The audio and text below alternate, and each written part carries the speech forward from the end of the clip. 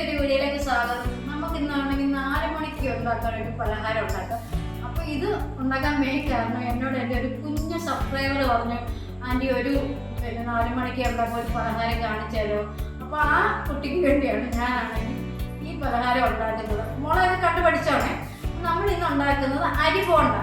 ഒരു അരി ഒന്നും കുതിർന്ന് അരക്കണം, ആ ഒരു പാടേ ഉള്ളൂ.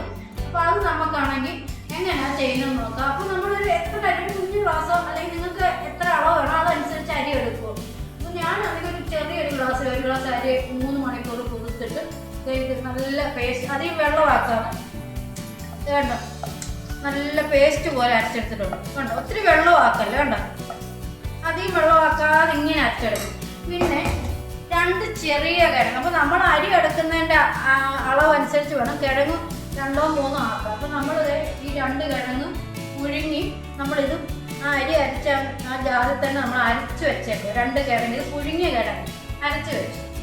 അത് കഴിഞ്ഞിട്ട് നമുക്കിത് ഒരു സവാള, 2 പച്ചമുളക്, ഒരു ചെറിയൊരു കഷ്ണം ഇഞ്ചി, ഇത് നല്ലപോലെ ചെറുതായിട്ട് അരിഞ്ഞ് വെച്ചിട്ടുണ്ട്. കറിവേപ്പില ആവശ്യത്തിന്, എരിയില്ലാത്ത മുളക് പൊടി, പിരിയമുളക് പൊടി. അപ്പം ഞങ്ങൾക്ക് കുറച്ച് എരി മതി. അപ്പോൾ ഞങ്ങൾ കുറച്ചേ ഉള്ളൂ. നിങ്ങൾക്ക് എരി കൂടുതൽ വേണമെങ്കിൽ കുറച്ച് കൂടുതൽ. ഇപ്പോൾ പച്ചമുളകിൻ്റെയൊക്കെ എരിയുണ്ട്. അപ്പോൾ നമ്മൾ അതനുസരിച്ച് കൂട്ടുകയോ കുറയ്ക്കുകയോ നിങ്ങളുടെ ഇഷ്ടം. അപ്പോൾ ഞാൻ ചെറുതായിട്ട് ഒരു ചെറിയ ടീസ്പൂണൊക്കെ എടുത്തുള്ളൂ. പിന്നെ ആവശ്യത്തിന് മഞ്ഞൾപ്പൊടി, ആവശ്യത്തിന് ഉപ്പും. അപ്പോൾ നമുക്കത് എങ്ങനെയാണ് മിക്സ് ചെയ്തെന്ന് നോക്കിയാലോ. അപ്പോൾ നമ്മൾ ഈ അരിമാവിനകത്തോട്ട് ഈ അരച്ച് വെച്ച കിഴങ്ങിടണം. അതിനുശേഷം നമുക്ക് ഈ ഉള്ളി ഇതെല്ലാം ഇടണം. അതിനുശേഷം ഒരു 1/4 ടീസ്പൂൺ മഞ്ഞൾപ്പൊടി, ഉപ്പ് ആവശ്യത്തിന്, പിരിയമുളക് പൊടി. ഞാൻ അതിൽ ശകലം എടുത്തുള്ളൂ. നോക്കിയിട്ട് ഒരു കളറിനോടെ ഇടണം കേട്ടോ. നമുക്ക് മിക്സ് ചെയ്തിട്ട് നമുക്ക് വേണമെങ്കിൽ ഇടാം. മുളക് ചതച്ചത് വേണമെങ്കിലും ഇടാം, അത് നിങ്ങളുടെ ഇഷ്ടമാണ്. എരി വേണ്ടെങ്കിൽ നമുക്ക് ഈ മുളക് പൊടി തന്നെ ഒഴിവാക്കാം. ഇത് മാത്രം മതി. നമുക്ക് നല്ല പോലെ ഒന്ന് മിക്സ് ചെയ്തെടുക്കാം.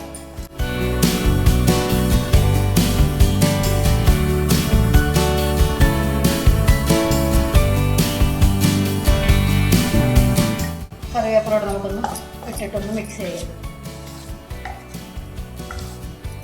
ഇത് നമ്മളാണെങ്കിൽ റെസ്റ്റ് ചെയ്യാൻ വെക്കണമെന്നൊന്നും ഇല്ല. നമ്മൾ ആ കിഴങ്ങ് അരച്ചതുകൊണ്ട് നമ്മളത് ഉടനെ തന്നെ ഉണ്ടാക്കാം. നമുക്കപ്പോൾ അത് നല്ലപോലെ പൊങ്ങിക്കിട്ടും. അത് റെസ്റ്റ് ചെയ്യണമെന്നൊന്നും ഒരു നിർബന്ധവും ഇല്ല.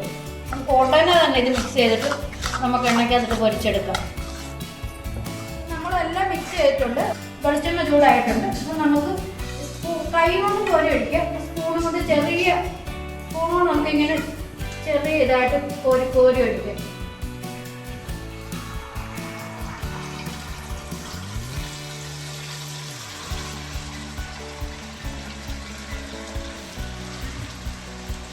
നമ്മൾ ബജ്ജിയൊക്കെ കൈ കൊണ്ട് ചെറുതായിട്ട് കഴിക്കാം. അതുപോലെ ചിലപ്പോൾ കയ്യിലാകത്തില്ല, സ്പൂണും കൊണ്ട് കോരി ഒഴിച്ചാൽ.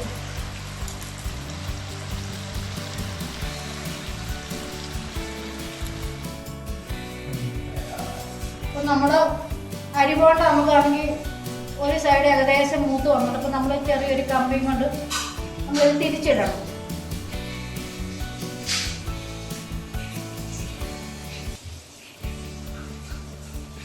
അപ്പോൾ നമ്മുടെ അരി ബോണ്ട ഇവിടെ റെഡി ആയിട്ടുണ്ട്.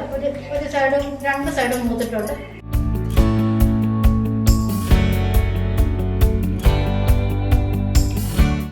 അപ്പം നമ്മുടെ അരി ബോണ്ട ഇവിടെ റെഡി ആയിട്ടുണ്ട്. അത് കഴിച്ചു നോക്കി. നല്ല നല്ല ശബ്ദവും കേൾക്കണം. നല്ല ടേസ്റ്റ്, അടിപൊളി ടേസ്റ്റാണ്. ഇതെല്ലാവരും ഒന്ന് ട്രൈ ചെയ്യണം. കണ്ടോ, വളരെ അരി അരയ്ക്കുന്നതിന് കിഴങ്ങൊന്നും പുഴുങ്ങി അരയ്ക്കുന്നതിൽ അത്രയില്ല താമസമുള്ളൂ. ബാക്കിയുള്ള നമ്മുടെ വീട്ടിലുള്ള എല്ലാ വീട്ടിലുള്ള സാധനമാണല്ലോ. സോസ് കൂട്ടി കഴിക്കണം. അതാണ് തന്നെ കഴിക്കാനും ടേസ്റ്റ്. സോസ് കൂട്ടി കഴിക്കുമ്പോഴാണ് അതിൻ്റെ ആ ടേസ്റ്റ് കൂടുന്നത്. ഇത് എല്ലാവരും ഒന്ന് ട്രൈ ചെയ്ത് നോക്കണം. അപ്പോൾ അടുത്ത വീഡിയോയിൽ നമുക്ക് എല്ലാവർക്കും കാണാം. അതുവരെ എല്ലാവർക്കും ടാറ്റാ ബൈ ബൈ. ഓക്കെ.